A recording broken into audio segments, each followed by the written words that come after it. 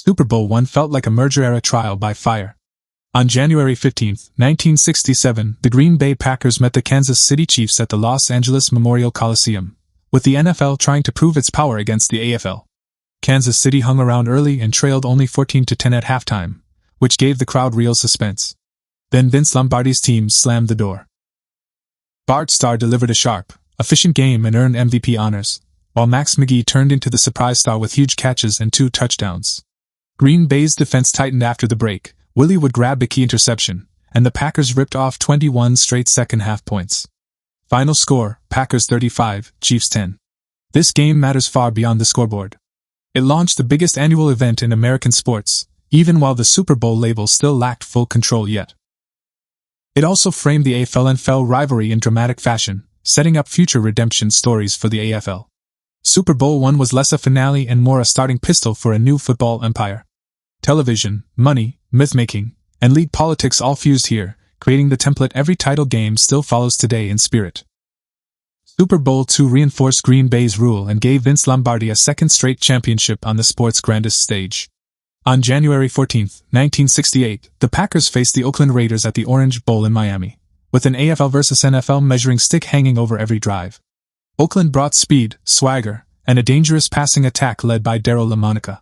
Green Bay answered with control, discipline, and heavyweight line play.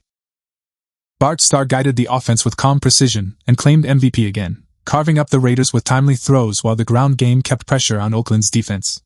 The Packers led 16-7 at halftime, then buried the game after intermission. Herb Adderley delivered the signature swing with an interception return touchdown, and Green Bay's defense kept hammering LaMonica into hurried decisions. Final score, Packers 33, Raiders 14. This result strengthened the NFL's image during the merger transition, yet it also raised the stakes for the AFL's future response. Green Bay looked like the established power, a machine built on execution and toughness. Super Bowl II also became Lombardi's final game as Packers head coach, which gave the win an added layer of legacy. It felt like a dynasty sealing wax. Super Bowl III changed pro football forever and blasted open the AFL-NFL power debate. On January 12, 1969, the New York Jets faced the Baltimore Colts at the Orange Bowl in Miami, and nearly everyone expected Baltimore to roll.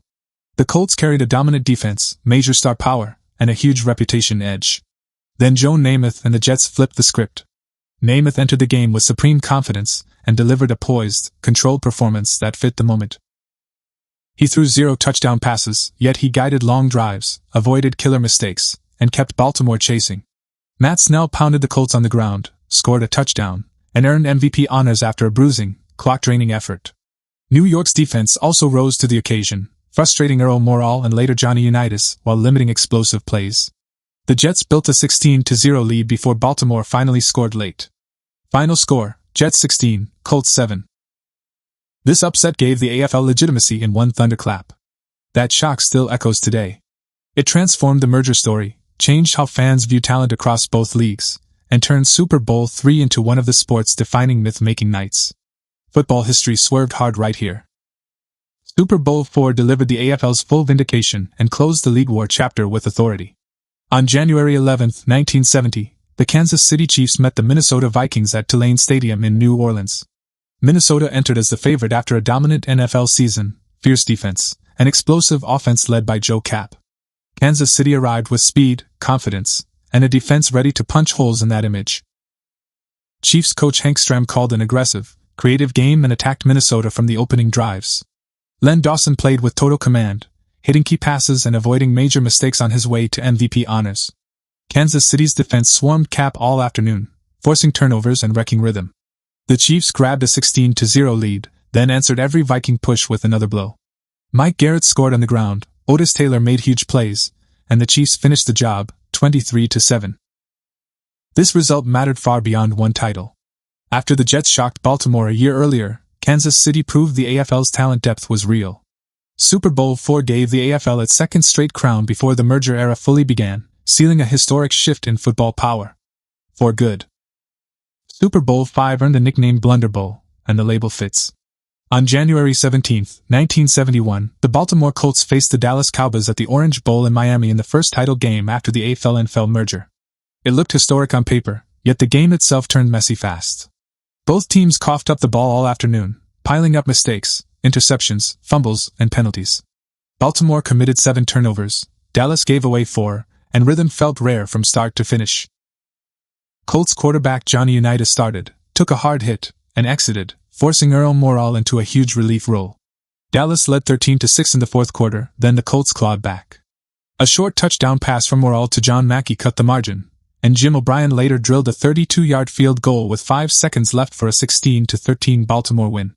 The strangest twist came with the MVP award. Cowboys linebacker Chuck Howley won it after a dominant defensive performance, making him the first and only Super Bowl MVP from the losing team. It felt like a title fight in mud. Super Bowl V launched the merger era with chaos, weirdness, and unforgettable football theater. Super Bowl VI gave Dallas its long-awaited breakthrough and turned years of near misses into a championship celebration. On January 16, 1972, the Cowboys faced the Miami Dolphins at Tulane Stadium in New Orleans, with Tom Landry's club carrying a reputation for coming up short in big moments. This time, Dallas arrived ruthless, balanced, and fully in control. Roger Staubach played a clean, efficient game and earned MVP honors, hitting key throws while Dallas leaned on a powerful rushing attack. The offensive line mauled Miami up front, opening lanes for Dwayne Thomas and the ground game. Dallas built a 10-3 halftime lead, then kept squeezing with defense and field position. The Cowboys' defense smothered Miami's offense, limited Larry Kasanka, and forced quarterback Bob Greasy into a long afternoon. Dallas eventually stretched the margin to 24-3 before Miami scored late. Final score, Cowboys 24, Dolphins 3. This win mattered for legacy. Dallas shed the label of talented contender that stalled at the finish line and finally claimed the franchise's first Super Bowl title. It also cemented Landry as a giant. Super Bowl VI felt like a release valve, with precision football replacing old heartbreak in one emphatic afternoon. Super Bowl VII delivered the Miami Dolphins their place in sports immortality. On January 14, 1973, at the Los Angeles Memorial Coliseum, Miami faced Washington and entered the day chasing a perfect finish. Don Shula's team had rolled through the season, yet one final step remained under the brightest lights. The Dolphins controlled most of the game with defense, field position, and a punishing ground attack. Larry Kasanka and Jim Keek helped grind down Washington, while quarterback Bob Greasy managed the offense with steady efficiency. Miami built a 14-0 lead and seemed headed for a calm close. Washington struggled for rhythm until the Apremian disaster lit late hope. Then came one of the strangest plays in Super Bowl history. Kicker Garo Yepremian tried a short field goal, the kick was blocked, and his scramble turned into a wild bobble that Washington's Mike Bass returned for a touchdown. Suddenly, a comfortable afternoon turned tense. Miami held firm over the final minutes and secured a 14-7 victory. Safety Jake Scott won MVP after grabbing 2 interceptions. Super Bowl VII sealed the only perfect season in modern NFL history, a record that still towers over every champion that followed. Super Bowl VIII crowned the Miami Dolphins as repeat champions and confirmed their dynasty power. On January 13, 1974, at Rice Stadium in Houston, Miami met the Minnesota Vikings, a team built around the famed Purple People Eaters defense. Minnesota hoped its pass rush could disrupt Miami's rhythm. Miami answered with brute force football. The Dolphins leaned on the league's most punishing ground game, led by Larry Kasanka and Mercury Morris. Kasanka in particular battered Minnesota with relentless runs, finishing with 145 rushing yards and earning MVP honors. Miami's line won the trenches, turning every carry into a slow, demoralizing grind.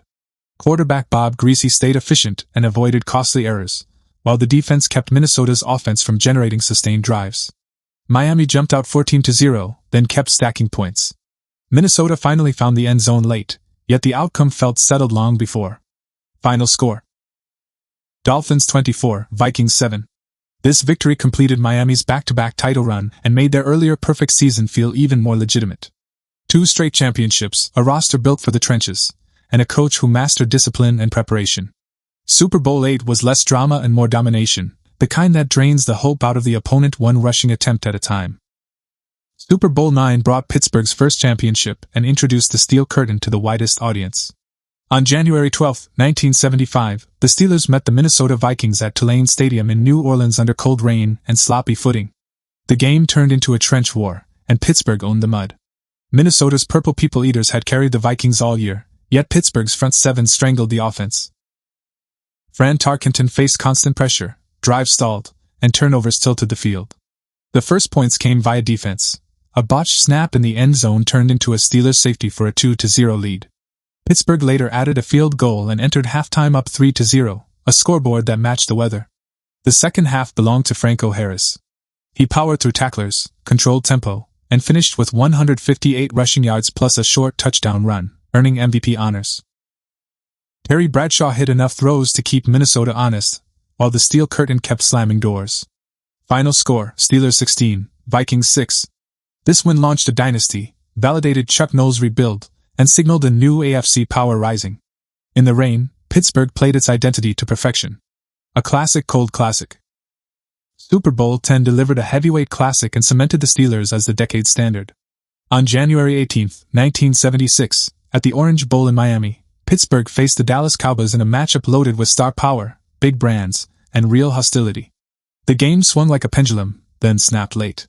Terry Bradshaw struggled early, tossing interceptions and letting Dallas hang around. Then he caught fire in the second half with 2 deep touchdown strikes, including a famous 64-yard bomb to Lynn Swann that broke open the field. Swann turned the night into a personal highlight reel, snagging acrobatic catches through contact and finishing with 161 receiving yards. He earned MVP honors and gave the Super Bowl its first truly iconic wide receiver performance. Dallas answered repeatedly behind Roger Staubach, and the Cowboys pulled within 21-17 late. The Steelers had a chance to drain clock, yet Dallas forced a punt and got the ball back with a final shot. Then came the dagger, a tipped pass, a last scramble, and the Steelers' defense sealing it. Final score, Steelers 21, Cowboys 17. Super Bowl X felt like the league's new template: elite quarterback flashes, superstar receivers, pressure defense, and a finish that made everyone breathe through a straw. Pittsburgh left Miami with 2 titles and a reputation that only grew louder. Super Bowl XI was Oakland's coronation, a power-run clinic that buried Minnesota early and never let up. On January 9, 1977, at the Rose Bowl in Pasadena, the Raiders faced the Vikings, a proud franchise still hunting its first championship. Oakland arrived with a loaded roster, a mean streak, and an offense built to punish. The tone was set by the ground game. Clarence Davis ripped off big runs, including a memorable long touchdown burst, and Oakland kept battering the Vikings' front. Ken Stabler played steady and opportunistic, letting the run game dictate everything. The Raiders jumped to a 16-0 halftime lead, with Minnesota's offense stuck in neutral under heavy pressure and poor field position.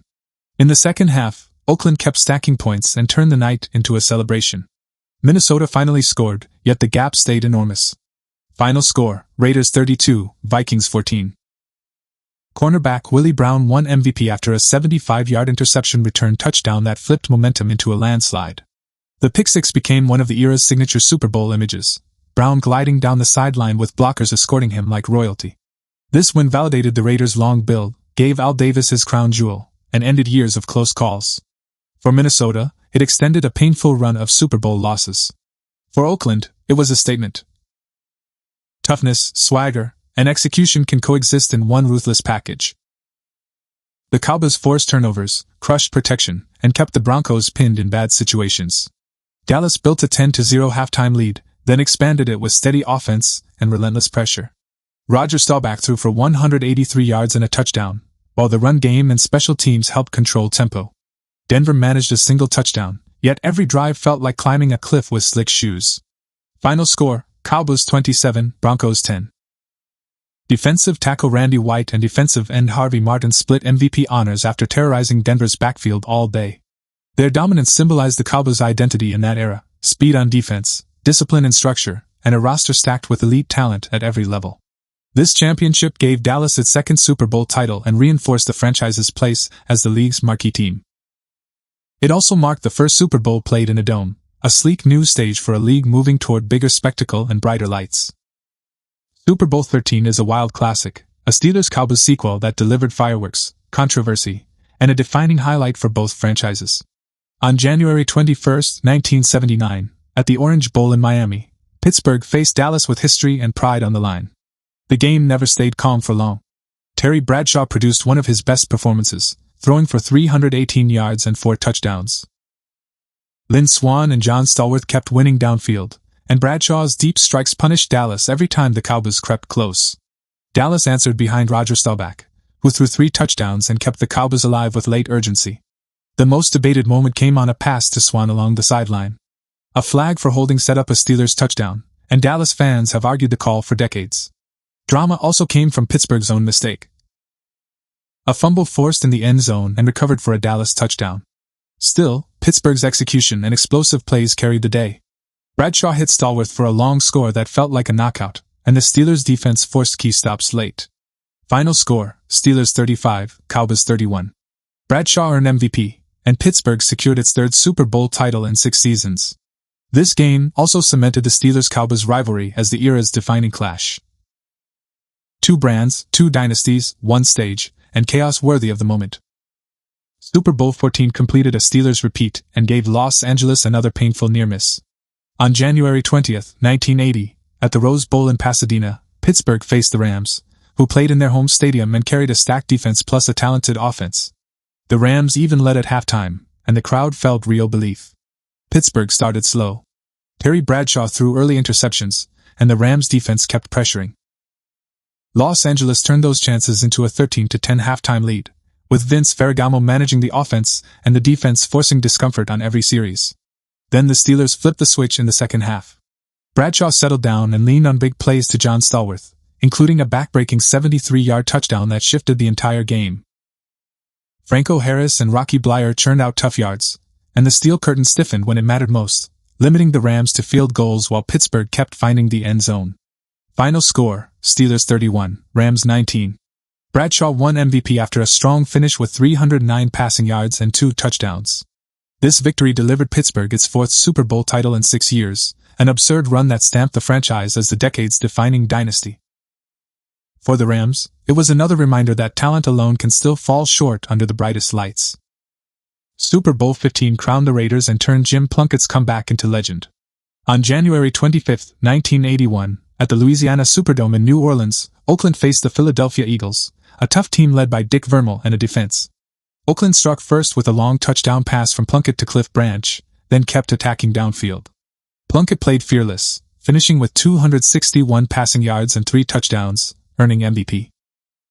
The Raiders' defense made life miserable for Ron Jaworski, forcing turnovers and collapsing pockets. Linebacker Rod Martin delivered a historic performance with 3 interceptions, repeatedly erasing Philadelphia drives. Philadelphia's best moment came early in the third quarter with a touchdown that cut the gap, yet Oakland answered fast and regained control. Kenny King added a touchdown run, Branch kept stretching coverage, and the Raiders' front 7 dictated the final stretch. Final score: Raiders 27, Eagles 10.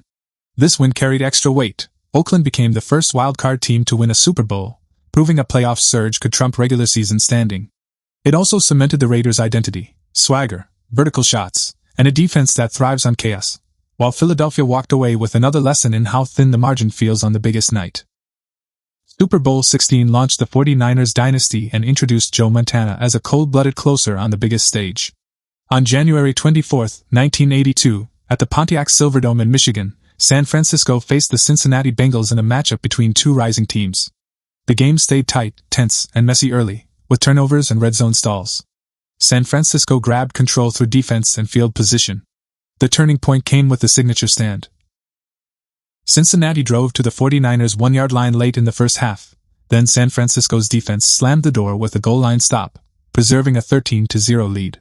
That sequence became the spiritual birth certificate of the Walsh-era 49ers. The Bengals fought back in the second half behind Ken Anderson and a strong ground effort, closing the gap and forcing Montana into a pressure cooker finish. Montana responded with patience and precision, guiding a late drive that ended with a touchdown pass to Freddie Solomon to make it 26-21. Final score: 49ers 26, Bengals 21. Montana won MVP, and Bill Walsh's West Coast system gained a championship stamp. This game also proved something important. A team built on timing, spacing, and decision-making could win titles even without a bruiser identity. Super Bowl 16 felt like the league's future arriving early. Super Bowl 17 crowned Washington and turned a power run into folklore. On January 30, 1983, at the Rose Bowl in Pasadena, Washington faced the Miami Dolphins, who rode Dan Marino's rookie backup David Woodley and a fast defense through the AFC. Washington arrived with the Hogs up front and a bruising identity. Miami struck first with a quick touchdown and grabbed a 7-0 lead.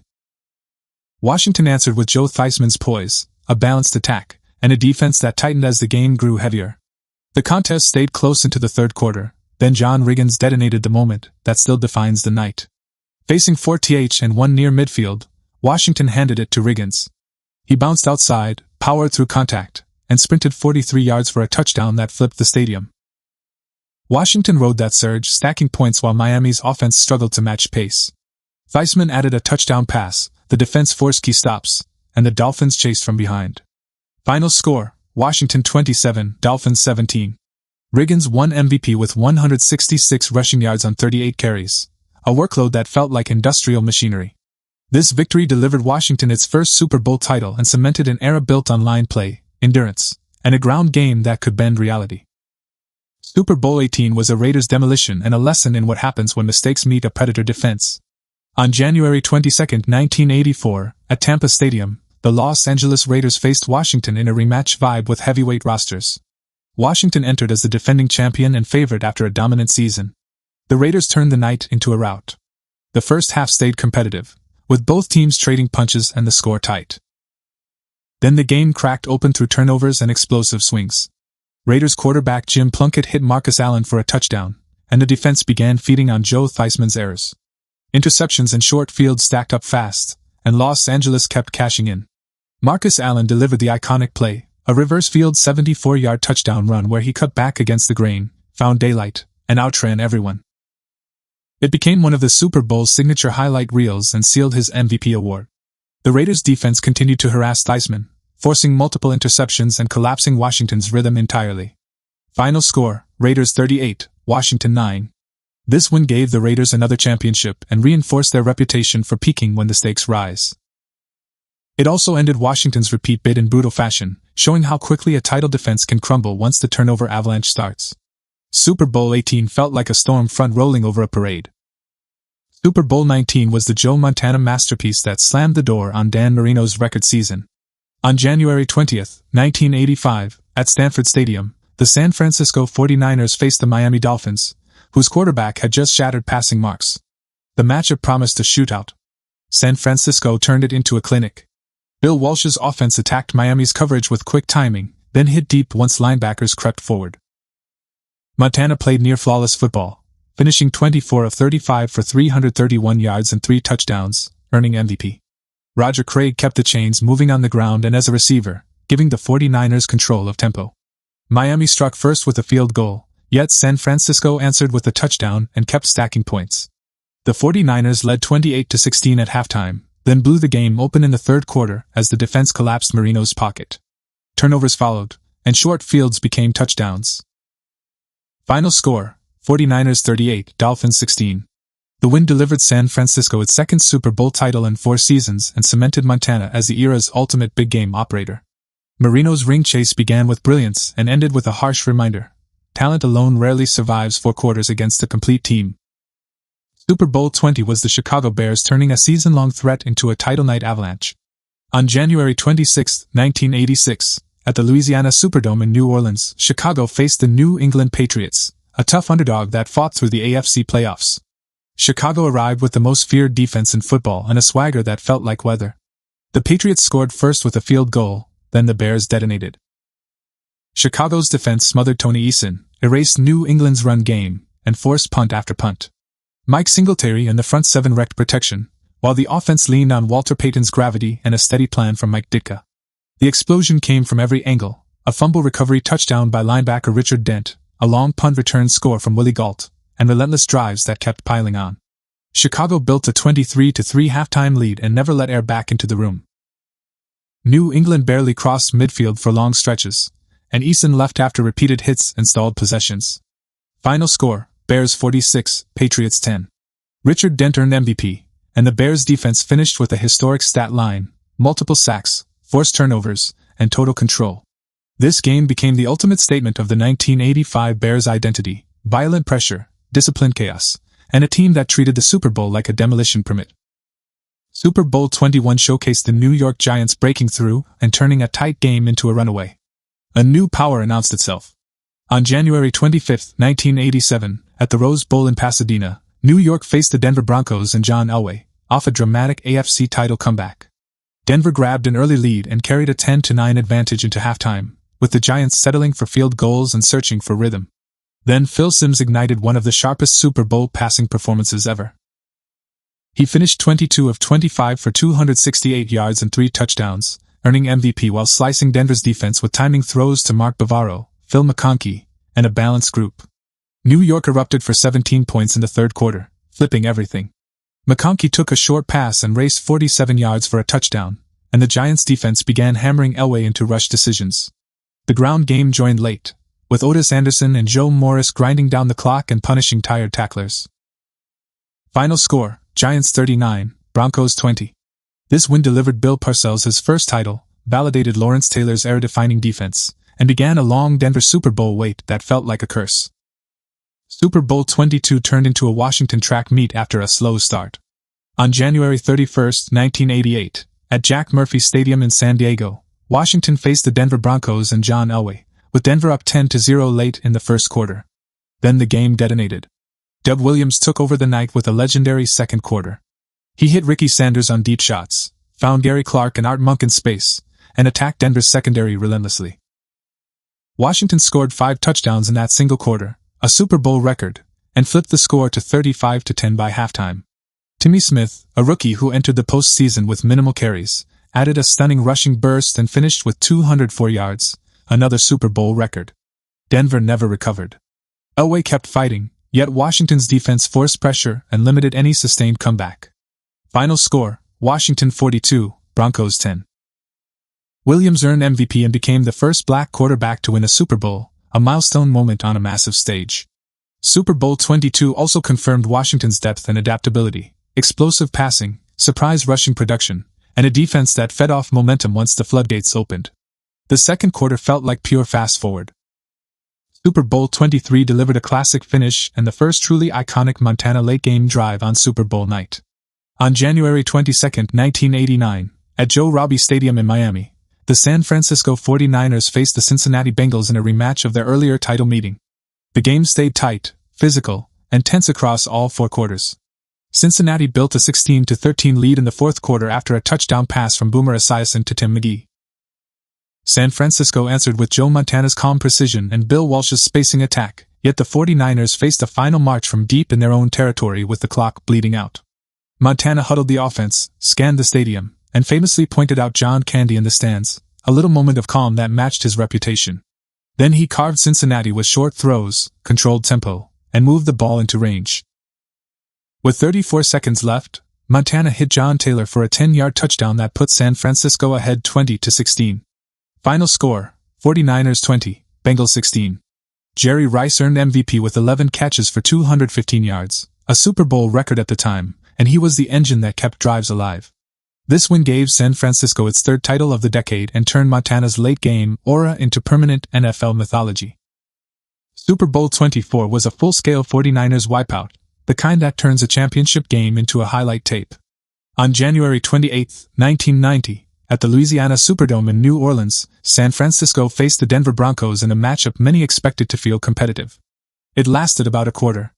Joe Montana delivered a surgical performance, throwing for 297 yards and 5 touchdown passes, earning MVP. Jerry Rice kept terrorizing Denver's secondary, scoring 3 touchdowns and stacking yards in chunks. San Francisco's offense looked like it was running on rails, quick timing routes, smart spacing, then sudden deep shots once coverage tilted. The 49ers led 27-3 at halftime, then kept pouring it on. Denver's offense, led by John Elway, struggled to sustain drives, and turnovers plus short fields kept feeding the San Francisco machine. By the fourth quarter, the Superdome felt like a victory parade in red and gold. Final score, 49ers 55, Broncos 10. This remains the largest margin of victory in Super Bowl history, and it sealed San Francisco's 4th title. It also ended the decade with a message.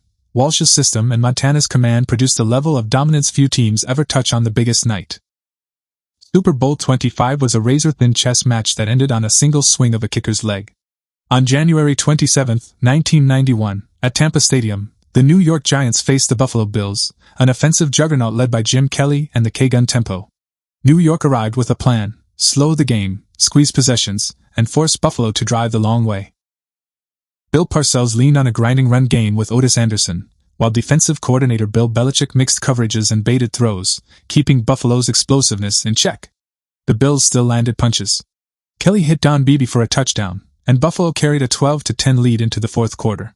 Then Jeff Hostetler guided a late Giants drive that ended with a Matt Barfield goal, giving New York a 20-19 edge with under 3 minutes left.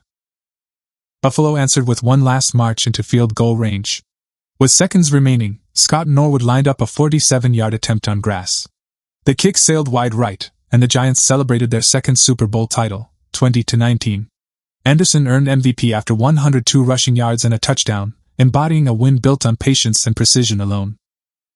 Super Bowl 26 gave Washington a third title in 10 seasons, and looked like a team playing with cheat codes. On January 26, 1992, at the Metrodome in Minneapolis, Washington faced the Buffalo Bills, who had returned after the heartbreak finish a year earlier.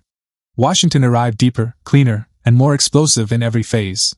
Mark Rippon ran the offense with calm control and hit big throws off play action, earning MVP. Washington jumped ahead 17-0, then kept stacking points with a mix of power runs, sharp passing, and opportunistic defense. The Bills finally got on the board late in the first half, yet Washington's lead stayed firm. The second half turned into a turnover feast. Buffalo's offense struggled to protect the ball, and Washington kept turning mistakes into points. Rookie running back Ricky Irvins busted loose on a long touchdown run that helped slam the door. The defense pressured Jim Kelly, forced interceptions, and dominated field position. Final score, Washington 37, Bills 24. This game also became another chapter in Buffalo's painful run, their second straight Super Bowl loss, while Washington looked like the most complete team in football. The Hogs controlled the line, the defense created chaos, and the offense punished every mistake with immediate scoring.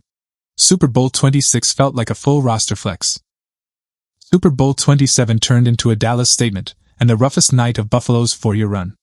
On January 31, 1993, at the Rose Bowl in Pasadena, the Cowboys faced the Bills, and the talent gap showed fast once turnovers hit. Buffalo actually led 7-3 early, yet the game swung on giveaways. Jim Kelly, then Frank Reich in relief, faced relentless pressure, and Dallas defenders kept ripping at the ball. The Cowboys scored off fumbles, interceptions, and short fields, stacking points in waves. By halftime, Dallas led 28-10, and the second half got uglier. Troy Aikman played efficient football and won MVP with 4 touchdown passes. Emmitt Smith and the line controlled tempo, while Michael Irvin punished single coverage. The defining image came from safety James Washington's 46-yard fumble return touchdown, one of multiple defensive scores that buried Buffalo. Final score: Cowboys 52, Bills 17. This game reset Dallas as the league's new power, the first Super Bowl win for the franchise since the 1970s dynasty. For Buffalo, it deepened the heartbreak and showed how one bad turnover stretch can turn a championship stage into a runaway. Dallas forced 9 turnovers, tying a Super Bowl takeaways record. Super Bowl 28 became the Dallas comeback game, a second straight Cowboys title powered by one brutal third-quarter avalanche. On January 30, 1994, at the Georgia Dome in Atlanta, Dallas faced the Buffalo Bills again, and Buffalo finally landed the early punch it needed. Thurman Thomas scored a touchdown and Buffalo led 13-6 at halftime, with the Bills' defense forcing Dallas into mistakes and slow drives. Then the game flipped in minutes. Early in the third quarter, Dallas forced a fumble on a kickoff return, recovered, and immediately scored. On the next Bills possession, another turnover set up more points. A third giveaway followed soon after, and the Cowboys turned the quarter into a points tsunami. Troy Aikman stayed efficient and won MVP, while Emmitt Smith and the line kept the offense balanced. Dallas defense swarmed, and the special teams chaos broke Buffalo's rhythm completely. Final score: Cowboys 30, Bills 13. This win delivered Dallas its 4th Super Bowl title and confirmed the early 1990s dynasty. For Buffalo, it marked a third straight loss, with the cruel pattern repeating: competitive first half, then a stretch of turnovers that collapses the entire structure. Super Bowl 28 remains a case study in how a few minutes can erase an entire season. Super Bowl 29 was the Steve Young exorcism game, a night where San Francisco's quarterback finally escaped Montana's shadow and detonated the scoreboard. On January 29, 1995, at Joe Robbie Stadium in Miami, the 49ers faced the San Diego Chargers, a Cinderella run facing a true heavyweight. San Francisco struck early and kept pouring it on. Young shredded the Chargers with quick reads, red zone precision, and deep shots when coverage broke. He threw a Super Bowl record 6 touchdown passes and earned MVP, the defining stat line of his career. Jerry Rice scored 3 touchdowns and continued his unmatched postseason dominance, while Ricky Watters added 3 touchdowns of his own, giving San Diego zero breathing room. The Chargers fought with heart and scored twice in the second half, yet the gap stayed huge. Final score: 49ers 49, Chargers 26. This win gave San Francisco its 5th Super Bowl title, a standard still shared by only a few franchises. It also marked the culmination of a roster reload that mixed veterans and new stars, plus an aggressive offseason move to add Deion Sanders that helped tilt the defense into championship form. Super Bowl 29 felt like a coronation. Young got his ring, the 49ers got their legacy number, and the Chargers ran into a buzzsaw built from timing, speed, and ruthless efficiency. Super Bowl 30 was Dallas' last crown of the 1990s dynasty, and the night Larry Brown went from role player to legend. On January 28, 1996, at Sun Devil Stadium in Tempe, the Cowboys faced the Pittsburgh Steelers, a defense-first team that wanted to drag the game into a fistfight. Pittsburgh's defense kept the score close early, limiting explosive plays and forcing Dallas to settle for field goals. The Steelers' offense struggled to finish drives, yet their pressure and physicality kept tension high. Dallas carried a 13-7 lead into the fourth quarter, and the outcome still felt open. Then came the decisive swing. Steelers quarterback Neil O'Donnell threw a pass directly into Larry Brown's zone, and Brown picked it off. Dallas turned it into points. Soon after, O'Donnell did it again, another interception to Brown, and another short field. Those two picks became the entire story, breaking Pittsburgh's chances in real time. Final score, Cowboys 27, Steelers 17. Brown earned MVP, a rare honor for a cornerback, after 2 interceptions that flipped the game. Troy Aikman played steady. Emmitt Smith and the line controlled clock when needed, and the Cowboys' defense capitalized on every gift. This win delivered Dallas its 5th Super Bowl title and capped a run that defined the decade's early years. It also left Pittsburgh with a familiar frustration, close enough to touch, then gone in one bad read. Super Bowl 31 marked the Green Bay Packers' return to the top and the arrival of Brett Favre as a title-winning star. On January 26, 1997, at the Louisiana Superdome in New Orleans, Green Bay faced the New England Patriots, who had surged behind Bill Parcells and quarterback Drew Bledsoe. Green Bay struck first with a Favre touchdown pass to Andre Reason, then kept steady pressure with balance and tempo. Favre played with confidence, finishing with 246 passing yards and 2 touchdowns, earning MVP. The Patriots stayed within reach through Bledsoe's toughness and a few explosive catches, trimming the gap to 27-21 in the fourth quarter and making the finish feel dangerous. Then Desmond Howard delivered the play that ended it. He took a kickoff 99 yards for a touchdown, sprinting through a crease and outrunning the final angles. It was the first kickoff return touchdown in Super Bowl history, and it slammed the door. Final score, Packers 35, Patriots 21. Howard's return shifted the game's emotional temperature instantly, and Green Bay's defense closed the final minutes. This win gave the Packers their first Super Bowl title since the Lombardi era and validated Mike Holmgren's rebuild, with Reggie White anchoring a defense built for January. Super Bowl 32 delivered Denver's long-awaited breakthrough and finally gave John Elway the ring that had haunted his resume. On January 25, 1998, at Qualcomm Stadium in San Diego, the Broncos faced the defending champion Green Bay Packers, led by Brett Favre. Green Bay entered as the favorite. Denver played like a team tired of waiting. Terrell Davis powered the offense with a legendary effort. He rushed for 157 yards and 3 touchdowns, earning MVP, and did it while battling a migraine that briefly forced him out of the game. Elway played efficient football, made key throws, and delivered the iconic helicopter dive on a crucial third-down scramble, a moment that felt like pure willpower on tape. The game stayed tight into the fourth quarter. Denver led 24-17 late, and Green Bay had a final chance. Favre drove the Packers into Denver territory, yet the Broncos' defense held, forcing a turnover on downs. Denver ran out the clock and celebrated. Final score, Broncos 31, Packers 24. This win ended a string of Super Bowl losses for Denver and shifted the AFC and NFC balance that had defined much of the 1980s and early 1990s. It also set the stage for Denver's repeat run, with Davis as the engine and Elway as the closer. Super Bowl 32 felt like a career finally breathing out. Super Bowl 33 completed Denver's repeat and served as John Elway's final NFL game, ending on the sport's biggest stage. On January 31, 1999, at Pro Player Stadium in Miami, the Broncos faced the Atlanta Falcons, a team that reached the game after a gritty NFC run led by Jamal Anderson and coach Dan Reeves. Denver controlled the night with balance and experience. Terrell Davis powered the ground game with tough, steady runs, while the offensive line kept the pocket clean for Elway. Elway played efficient football, hitting sharp throws off play action and managing tempo like a veteran conductor. He finished with 336 passing yards and a touchdown, and earned MVP, a fitting capstone. Atlanta struggled to keep up. The Falcons' offense stalled under pressure, drives ended in punts, and turnovers tilted the field. Denver built a 17-6 halftime lead, then stretched it with another wave of scoring in the third quarter. Davis punched in a short touchdown, and Rod Smith hauled in a key score that buried the comeback hopes. Final score, Broncos 34, Falcons 19. This win delivered Denver its second straight title and gave Elway the perfect exit, champion, MVP, walking away on top. The Broncos closed the decade with a statement that grit, line play, and veteran poise still rule in January. Super Bowl 34 delivered one of the greatest finishes ever, a thriller that came down to a single yard. On January 30, 2000, at the Georgia Dome in Atlanta, the St. Louis Rams faced the Tennessee Titans. St. Louis brought the greatest show on turf. Tennessee brought a defense, a run game, and pure stubbornness. The Rams struck first with a Kurt Warner touchdown pass to Isaac Bruce, yet the Titans kept absorbing hits and hanging around. Tennessee's defense forced St. Louis into field goals, keeping the score tight even while the Rams moved the ball.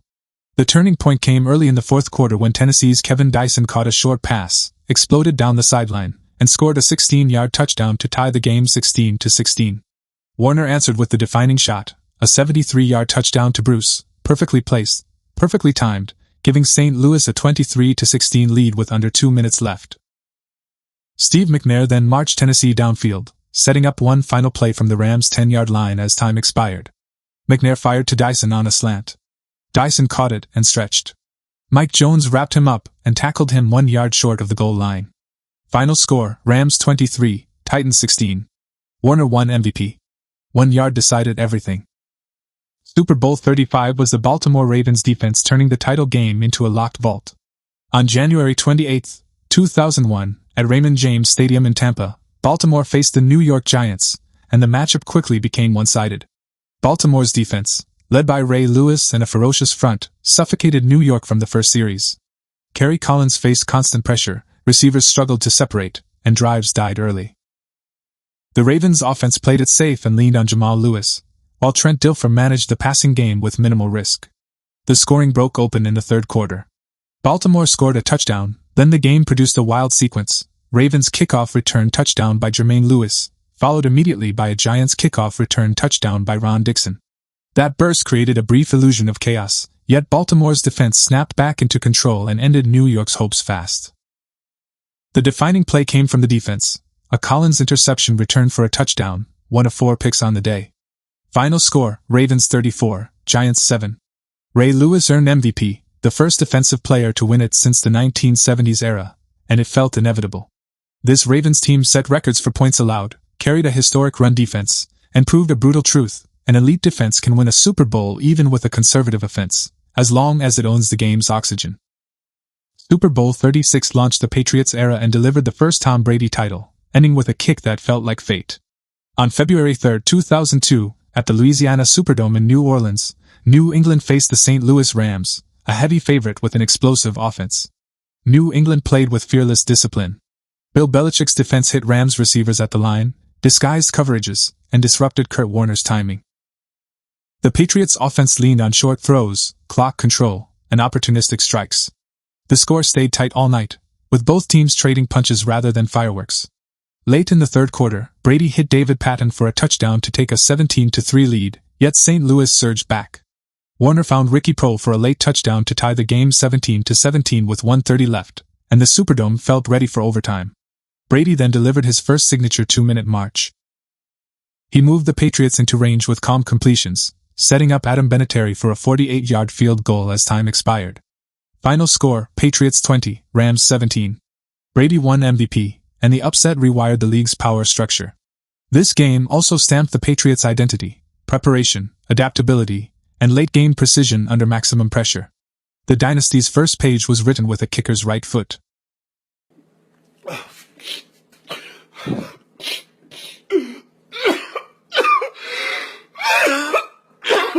Super Bowl 37 was the John Gruden revenge game, a defensive landslide powered by inside knowledge and ruthless execution.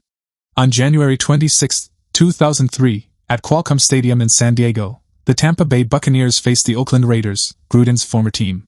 The matchup had a storyline baked in. The game turned into a blowout. Tampa Bay's defense, built around speed and discipline, attacked Oakland's passing game all night. Brad Johnson managed the offense efficiently, leaning on short throws and avoiding mistakes. The Bucs led 21-3 late, and Oakland's comeback hopes depended on Rich Gannon catching fire. Instead, the turnovers arrived in a flood. Tampa Bay's defenders jumped routes, broke on throws early, and turned interceptions into touchdowns. Dwight Smith delivered 2 pick-sixes, and Derek Brooks added another interception return score that became the game's iconic moment. Brooks gliding down the sideline with the championship in his hands. The defense finished with 5 interceptions, and Oakland's offense looked trapped in a nightmare. Final score, Buccaneers 48, Raiders 21. Derek Brooks earned MVP, and Tampa Bay secured the franchise's first Super Bowl title. This game also became a cautionary tale. Predictability on offense gets punished at the highest level, and a great defense with a clear plan can turn a championship game into a demolition. Super Bowl 38 delivered a slow-burn game that exploded into a fourth-quarter shootout. On February 1, 2004, at Reliant Stadium in Houston, the New England Patriots faced the Carolina Panthers, a tough, physical team led by Jake Delhomme and a rugged defense. For nearly 3 quarters, both defenses controlled the night. Drives stalled, punts piled up, and the score sat 7-3 at halftime. Then the fourth quarter turned into chaos. Carolina struck first with a Delhomme touchdown pass to Muhsin Muhammad that swung momentum. New England answered with a Tom Brady touchdown pass to Deion Branch. Carolina hit right back with a long Muhammad touchdown where he broke free and outran the secondary. New England responded again, with Brady finding Branch for another score to take a 29-22 lead late. Carolina refused to fold. Delhomme drove the Panthers downfield and hit Ricky Proehl for a tying touchdown with 1:08 left, making it 29-29. Then Brady did the Brady thing. He moved New England into range with quick completions, setting up Adam Vinatieri for a 41-yard field goal with 4 seconds left. Final score, Patriots 32, Panthers 29. Brady won MVP, and the Patriots claimed their second title in 3 seasons. This game also produced the infamous halftime moment with Justin Timberlake and Janet Jackson, a cultural shockwave that became part of Super Bowl history. On the field, it was a masterclass in late-game nerve. Super Bowl 39 cemented New England's mini-dynasty and ended with a tense, methodical finish. On February 6, 2005, at Alltel Stadium in Jacksonville, the Patriots faced the Philadelphia Eagles, a team led by Donovan McNabb with Terrell Owens returning from a broken leg in record time. The first half stayed tight and cautious. New England leaned on balance and field position, while Philadelphia's defense tried to keep Brady from settling in. The Patriots took a 14-7 lead into halftime after a Brady touchdown pass to David Givens and steady drives that kept the Eagles chasing. The second half turned into a possession battle. Brady kept finding seams in the middle of the field, repeatedly targeting Deion Branch, who finished with 11 catches for 133 yards and earned MVP. New England built a 24-14 lead late, yet Philadelphia kept swinging. McNabb drove the Eagles for a late touchdown to cut it to 24-21, then got one final chance. With time draining, the Patriots' defense forced a hurried final sequence, and Rodney Harrison sealed it with an interception. Final score, Patriots 24, Eagles 21. This win gave New England its third Super Bowl title in 4 seasons and left Philadelphia with another painful near-miss after a long climb to reach the stage. Super Bowl 40 was messy, physical, and wrapped in controversy, yet it ended with Pittsburgh holding a 5th Lombardi trophy. On February 5, 2006, at Ford Field in Detroit, the Steelers faced the Seattle Seahawks, a franchise chasing its first title. The game featured big defensive hits, stalled drives, and several pivotal flags that still get argued. Seattle felt robbed on a few moments, while Pittsburgh capitalized on key chances. Ben Roethlisberger struggled early and finished with a low-efficiency stat line, yet the Steelers found just enough offense through field position and a few explosive plays. The signature play came from wide receiver Antoine Randall L. on a trick pass. He threw a touchdown to Hines Ward, a perfect little twist that caught Seattle flat. Earlier, Willie Parker ripped off a 75-yard touchdown run, the longest in Super Bowl history at the time, giving Pittsburgh breathing room. Seattle's best chance came in the red zone, yet drives ended in frustration, including a key interception and penalties that killed momentum. Final score, Steelers 21, Seahawks 10. Hines Ward won MVP after key catches and strong blocking. This win also completed Pittsburgh's wildcard run, making them the first 6th seed to win a Super Bowl. Super Bowl 40 remains remembered for grit, debate, and one trick pass dagger that sealed the night. Super Bowl 41 delivered the Colts their long-awaited title and gave Peyton Manning the defining championship chapter of his career.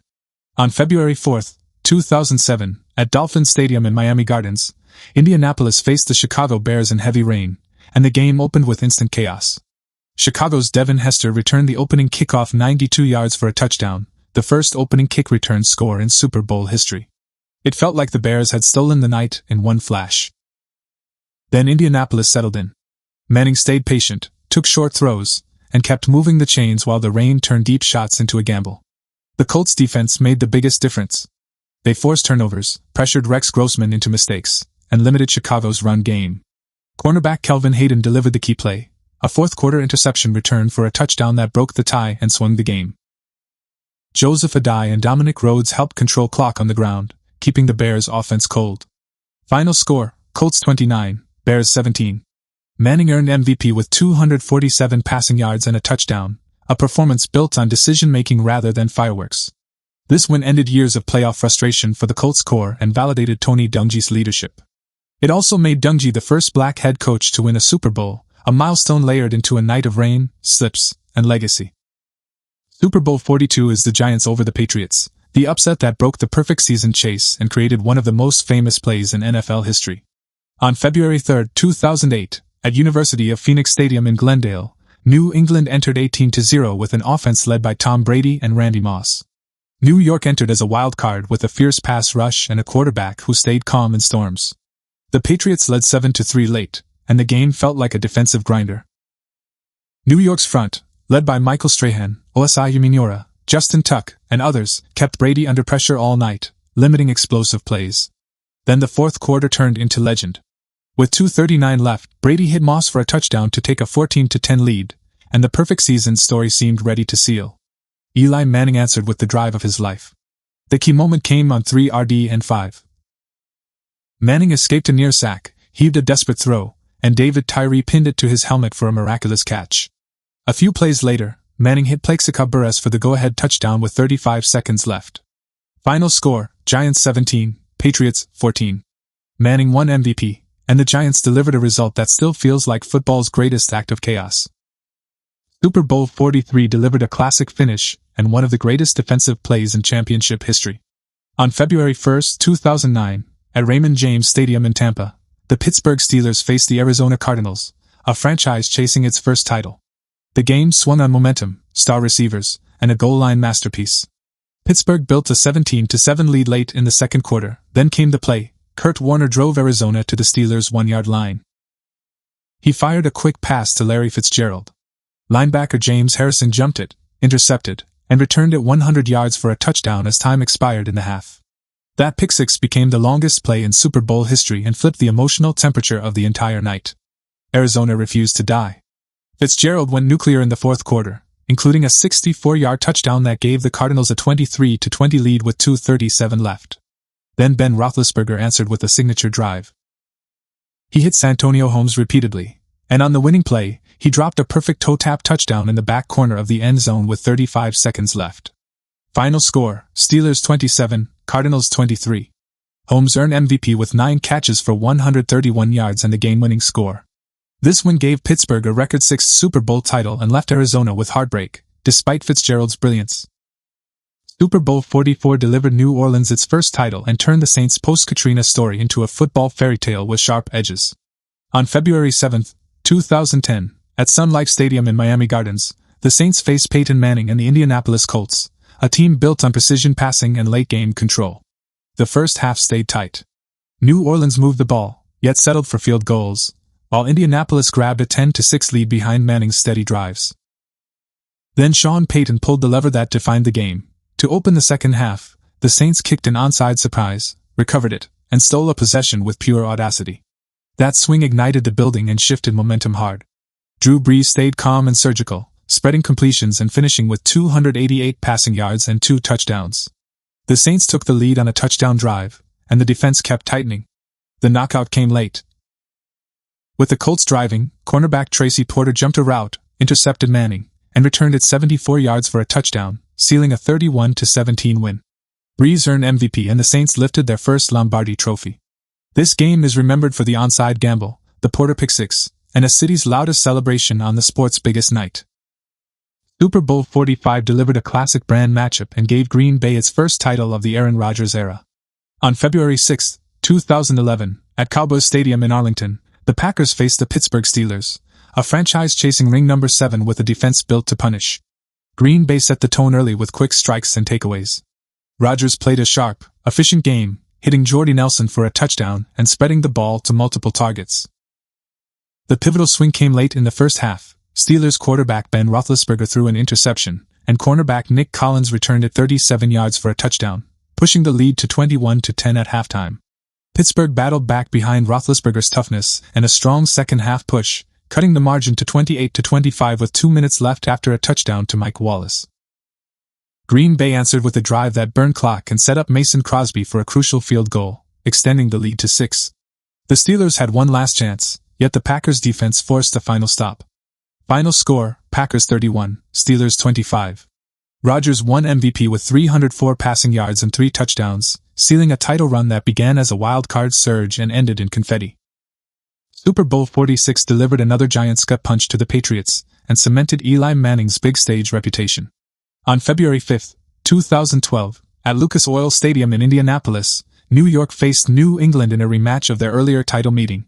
The game opened with immediate tension. A snap flew past Tom Brady in the end zone for a Giants safety, giving New York a 2-0 lead and setting a weird tone. New England responded with a touchdown drive, then both teams traded scores in a tight, physical battle. The Patriots led 17-15 late in the fourth quarter after Brady hit Aaron Hernandez for a touchdown. Then Manning delivered his second Super Bowl signature drive. He completed a series of clutch throws, including a deep sideline catch by Mario Manningham that flipped field position and kept the march alive. New York drove inside the 5, and Ahmad Bradshaw scored on a short run that almost became a mistake. Bradshaw tried to stop short of the goal line to drain clock, yet he fell in for the touchdown, giving New York a 21-17 lead with 57 seconds left. New England had one final drive, yet the Giants' defense closed it out. Final score, Giants 21, Patriots 17.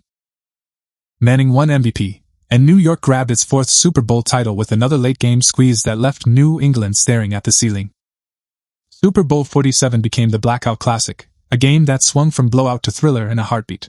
On February 3, 2013, at the Superdome in New Orleans, the Baltimore Ravens faced the San Francisco 49ers, with 2 elite defenses and 2 very different quarterbacks. Baltimore seized control early. Joe Flacco attacked deep, hit Antoine Bolden for a touchdown, and kept finding gaps while the Ravens' defense smothered Colin Kaepernick and the 49ers' run game. The biggest jolt came to start the second half. Jacoby Jones took a kickoff 108 yards for a touchdown, the longest return in Super Bowl history at the time, pushing Baltimore ahead 28-6. Then the stadium lights went out. A long power outage stopped the game and shifted the mood. San Francisco came out blazing, and Kaepernick led a furious rally with touchdown passes and dynamic scrambles, cutting the score to 31-29. Baltimore answered with a key field goal, then survived a final 49ers drive that ended on 4 plays from inside the 10. Final score, Ravens 34, 49ers 31. Flacco won MVP, and Ray Lewis ended his career with a ring. Super Bowl 48 was a shockwave. Seattle's defense turned Denver's offense into rubble. On February 2, 2014, at MetLife Stadium in East Rutherford, the Seahawks faced the Broncos led by Peyton Manning.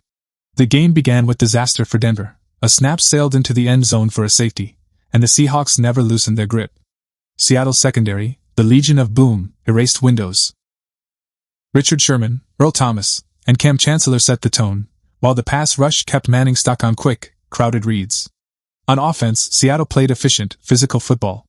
Marshawn Lynch and Russell Wilson controlled tempo, and Percy Harvin added the knockout with an 87-yard kickoff return touchdown to open the second half. The avalanche kept coming, interceptions, short fields, and relentless tackling that turned every Denver possession into a wrestling match. Seattle led 22-0 at halftime and cruised through the fourth quarter with total command. Denver looked stunned from start. Final score, Seahawks 43, Broncos 8. Malcolm Smith won MVP with an interception return touchdown, plus another pick and a fumble recovery. This game announced Seattle as the league's new bully: speed, violence, and coordination on defense, then enough offense to make it cruel. Super Bowl 49 delivered a thriller that swung on inches, nerves, and one rookie corner stepping into history. On February 1, 2015, at University of Phoenix Stadium in Glendale, the New England Patriots faced the Seattle Seahawks, the league's reigning champs with the Legion of Boom at full volume. Seattle led 24-14 early in the fourth after Russell Wilson found Doug Baldwin, and it felt like the Seahawks had the game in their grip. Tom Brady answered with 2 surgical touchdown drives, carving Seattle's secondary with quick timing throws, including a go-ahead score to Julian Edelman that made it 28-24 with 2:02 left. Brady finished with 328 yards and 4 touchdowns and earned MVP. Then came the sequence everyone remembers. Seattle drove inside the Patriots' 5 after Jermaine Kearse made a chaotic, juggling catch near the goal line. With Marshawn Lynch in the backfield, the Seahawks called a quick slant. Rookie corner Malcolm Butler broke on the throw, picked it off at the goal line, and turned a certain touchdown into a championship clincher. Final score, Patriots 28, Seahawks 24. It gave New England its 4th Super Bowl title of the era, and it left Seattle with one of the most debated play calls in NFL history. Super Bowl 50 was defense, pressure, and a passing of the torch vibe, with Denver slamming the door on Carolina's dream season. On February 7, 2016, at Levi's Stadium in Santa Clara, the Broncos faced the Panthers, led by MVP Cam Newton and a dominant, fast offense. Denver arrived with a defense built to break quarterbacks. Von Miller and DeMarcus were wrecked the pocket all night. Denver's pass rush forced hurried throws, stripped the ball, and kept Carolina behind schedule on nearly every drive. Early on, Miller strip-sacked Newton, and the Broncos recovered in the end zone for a touchdown. Carolina's offense never found rhythm after that, and Newton took repeated hits that drained the energy from the Panthers' sideline. Peyton Manning played a limited, caretaker role, leaning on the run game and field position. The Broncos' offense did enough to support the defense, with key drives ending in field goals and a late touchdown run that sealed the outcome. Carolina mounted a few drives, yet turnovers and pressure killed them at the worst moments. Final score, Broncos 24, Panthers 10. Von Miller earned MVP with 2.5 sacks, 2 forced fumbles, and total control of the game's tone. This win gave Denver its 3rd Super Bowl title and served as the final chapter of the Manning era, carried across the finish line by an all-time defense. Super Bowl 51 is the comeback that still feels unreal, the night New England climbed out of a crater and stole history from Atlanta. On February 5, 2017, at NRG Stadium in Houston, the Patriots faced the Falcons, an offense led by Matt Ryan and Julio Jones that had been torching defenses all year. Atlanta dominated early. They jumped ahead 21-3 at halftime, then pushed the lead to 28-3 midway through the third quarter. The Patriots looked stunned, with turnovers and stalled drives feeding the Falcons' confidence. Then the grind began. Tom Brady started stacking completions, and the Patriots' defense tightened, forcing punts and creating short fields. James White became the engine of the rally, scoring 3 touchdowns and finishing with 139 total yards, earning MVP. New England chipped away with a touchdown, a 2-point conversion, another touchdown, then another 2-point conversion, and a late field goal to tie it 28-28 with seconds left. It became the first Super Bowl to reach overtime. In overtime, the Patriots drove downfield, and White powered in for the winning touchdown. Final score, Patriots 34, Falcons 28. This game produced the largest comeback in Super Bowl history, and it cemented the Brady-Belichick partnership as the sport's ultimate late-game machine. Atlanta's collapse became a cautionary tale carved into NFL lore. Super Bowl 52 was a shootout masterpiece. The night offense drowned defense, and a backup quarterback outdueled a legend. On February 4, 2018, at US Bank Stadium in Minneapolis, the Philadelphia Eagles faced the New England Patriots. Philadelphia arrived with Nick Foles replacing Carson Wentz, yet the team played fearless. Foles delivered the game of his life, throwing for 373 yards and 3 touchdowns, earning MVP. The Eagles kept attacking downfield, converting in the red zone and refusing to play conservative. The signature moment came on 4th and goal near halftime, the Phillies special. Foles caught a touchdown pass on a trick play, a bold call that became instant Super Bowl mythology. Tom Brady answered with huge numbers of his own, throwing for 505 yards, a Super Bowl record, and 3 touchdowns. New England kept trading blows, and the game stayed tight deep into the fourth. Then the decisive play arrived. Brandon Graham strip-sacked Brady with under 2 minutes left, and the Eagles recovered. Philadelphia drained clock and added a field goal to create separation. Final score, Eagles 41, Patriots 33. This win delivered Philadelphia its first Super Bowl title, ended decades of frustration, and gave the league one of its most entertaining championship games ever.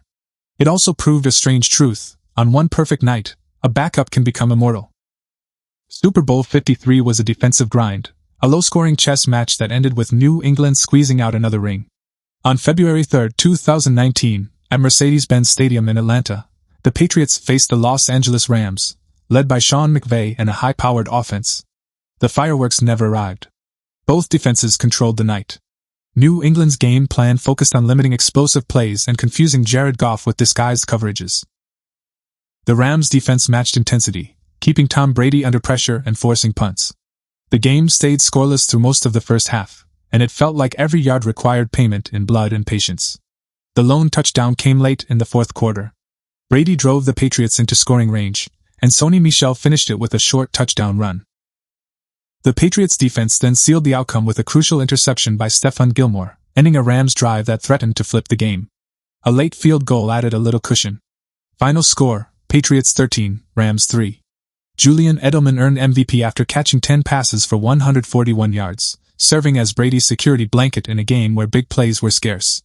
This win gave New England its 6th Super Bowl title, tying the Steelers for the most at the time, and it reinforced a familiar theme. Defense and preparation still rule when the stage gets biggest. Super Bowl 54 was the Kansas City Chiefs' comeback that completed the Patrick Mahomes arrival story. On February 2, 2020, at Hard Rock Stadium in Miami Gardens, the Chiefs faced the San Francisco 49ers, a physical team built on defense, run game, and Kyle Shanahan's play design. San Francisco controlled much of the night. Their front harassed Mahomes, the coverage squeezed throwing lanes, and the 49ers carried a 20-10 lead midway through the fourth quarter. Then Mahomes flipped the script in a blur. He hit Travis Kelce for a touchdown to cut the gap, and the game's signature strike followed, a deep completion to Tyreek Hill on a 3-yard and 15 that turned desperation into momentum. Kansas City's defense also rose in the final stretch, forcing stops and giving the offense short fields. Damian Williams scored a go-ahead touchdown run, and later iced it with a long touchdown sprint as San Francisco chased. The Chiefs scored 21 unanswered points in the fourth quarter and won 31-20. Mahomes earned MVP after throwing for 286 yards and 2 touchdowns, plus key scrambles that kept drives alive. This win gave Kansas City its first Super Bowl title in 50 seasons and set the stage for a new NFL power. Super Bowl 55 was the Tampa Bay Buccaneers turning a loaded Kansas City offense into a frustrating night of sprints and scrambles. On February 7, 2021, at Raymond James Stadium in Tampa, the Bucs became the first team to play a Super Bowl in its home stadium, and they made it feel like home early. Tom Brady delivered a clean, controlled game, throwing for 201 yards and 3 touchdowns and earning MVP. Tampa Bay attacked the Chiefs' secondary with quick strikes, including 2 first-half touchdown passes to Rob Gronkowski. Leonard Fournette added a touchdown run, and the Bucs built a 21-6 halftime lead while Kansas City kept settling for field goals. The real story was Tampa Bay's defense. Todd Bowles dialed up constant pressure with 4-man rushes, collapsing the pocket without heavy blitzing. Patrick Mahomes spent the night running sideways, throwing off platform, and hunting miracles. The Chiefs scored 0 touchdowns, a rare sight for that era of their offense. Final score, Buccaneers 31, Chiefs 9. This win gave Tampa Bay its 2nd Super Bowl title and gave Brady a 7th ring, extending a career that already felt like a myth. It also showed the simplest playoff truth: elite pass rush plus tight coverage can erase even the fastest, flashiest offense on the planet.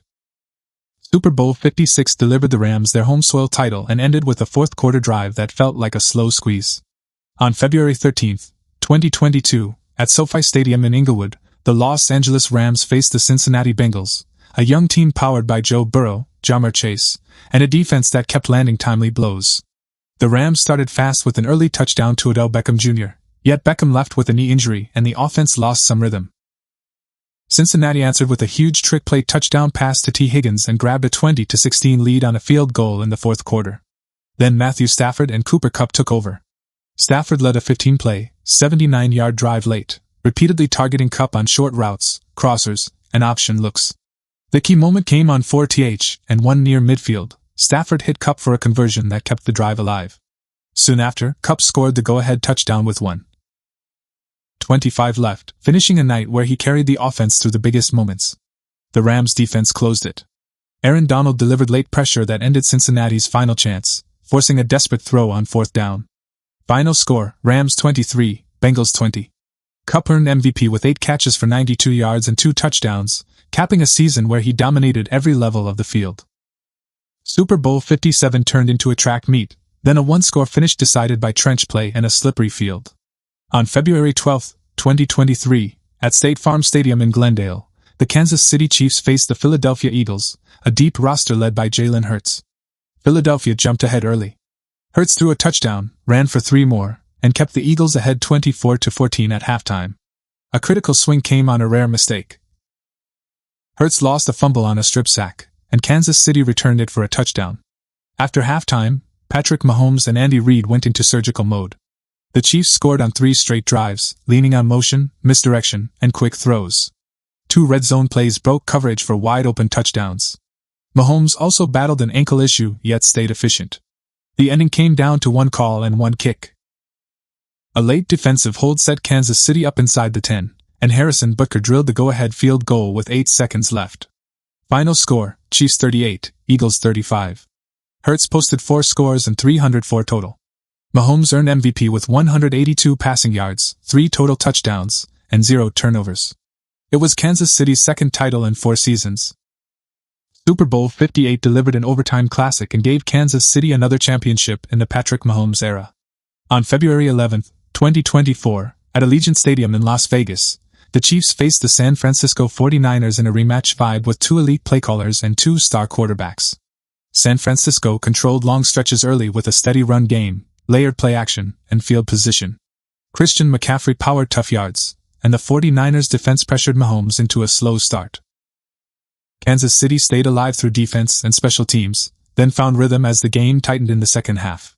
The fourth quarter turned into a field goal duel. With the score tied late, each team traded chances, and the game reached overtime tied 19-19. San Francisco received first, drove for a field goal, and put the Chiefs in a must-score situation. Mahomes answered with a composed march, mixing quick throws, scrambles, and timely completions to Travis Kelce. The deciding play came in overtime. Mahomes hit Mecole Hardman for a short touchdown to win it, 25-22. Mahomes earned MVP, adding another signature finish to a growing pile of them. Las Vegas got a thriller, and Kansas City left with its 3rd title in 5 seasons. Super Bowl 59 delivered a revenge-laced rematch and a Philly statement win. On February 9, 2025, at Caesars Superdome in New Orleans, the Philadelphia Eagles faced the Kansas City Chiefs, who chased a historic three-peat. Philadelphia grabbed control early and never let the game breathe. Jalen Hurts set the tone with a short rushing touchdown, then added 2 touchdown passes while commanding tempo and protecting the ball. He also ran for 72 yards, a Super Bowl record for a quarterback, and earned MVP. The Eagles built a 24-0 halftime lead, fueled by a pass rush that kept Patrick Mahomes scrambling and a secondary that punished late reads. Kansas City finally found points in the second half, yet every rally met an answer. The fourth quarter turned into scoreboard inflation for Kansas City, yet the outcome stayed firm. Final score, Eagles 40, Chiefs 22. This win gave Philadelphia its 2nd Super Bowl title and flipped the narrative from the earlier Chiefs' victory over the same core. One team played fast, violent, and connected. The other spent 4 quarters chasing air. It felt like a takeover, start to finish. Super Bowl 60 brought the league back to Levi's Stadium in Santa Clara on February 8, 2026, and Seattle walked out with a 29-13 win over New England. The matchup paired Mike McDonald's Seahawks against Mike Vrabel's Patriots, and the night leaned hard on defense and field position. Seattle's steady engine was Kenneth Walker III, who ran with patience, then violence, finishing with 135 rushing yards plus 26 receiving for 161 total, earning MVP honors.